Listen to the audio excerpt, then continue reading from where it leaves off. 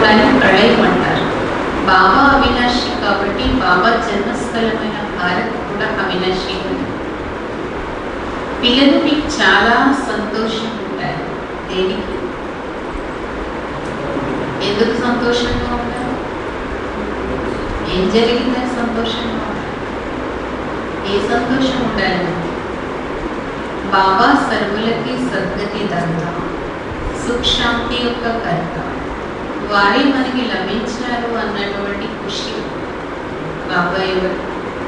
సర్వుల సద్గతి దత్త, సుఖశాంతులకి కర్త, వారే లభించారు. బాబా అంటారు ఎవరు వచ్చినా సరే చెప్పాలి, జోబియాకి కేంద్రీయ శాంతించి. ఎందుకంటే ఎవరైనా వచ్చారనుకోండి, వాళ్ళు రాగానే ఏమడుగుతారు? శాంతి కావాలని. ఆత్మకు జితనీ శాంతి క్యూ యాద్ ఆతి? ఆత్మకు అసలు శాంతి ఎందుకు ఇంత ఎక్కువగా గుర్తొస్తుంది? శాంతి కావాలి, శాంతి కావాలని ఆత్మ ఎందుకంత తప్పించుకోతుంది? ఎందుకంటే ఆత్మ శాంత స్థితిలో ఉండేది, ఆత్మ స్వధర్మం అది కదా, మరియు శాంతి ధామమైన ఇంటిలో ఉండేది కదా. బాబా అంటారు ఇల్లు అయితే అసలు ఎవ్వరికి గుర్తులేదు. బయటవాడికి ఏం గుర్తుంది? ఇల్లు అసలు గుర్తుందా అంటారు.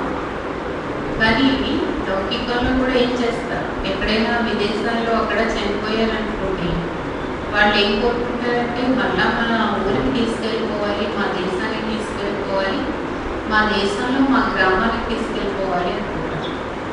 అంటే బాబా అంటారు, అంటే భారతదేశం సర్వుల యొక్క సద్గతి ప్లేస్ కదా. ఏ అగర్ సబ్కో పతా హోగా, వాస్తవంలో అందరికీ సద్గతి ప్లేస్ భారతే. ఈ విషయం అందరికీ తెలిసిందనుకోండి, భారతదేశం అందరికీ కూడా సద్గతి ధామం.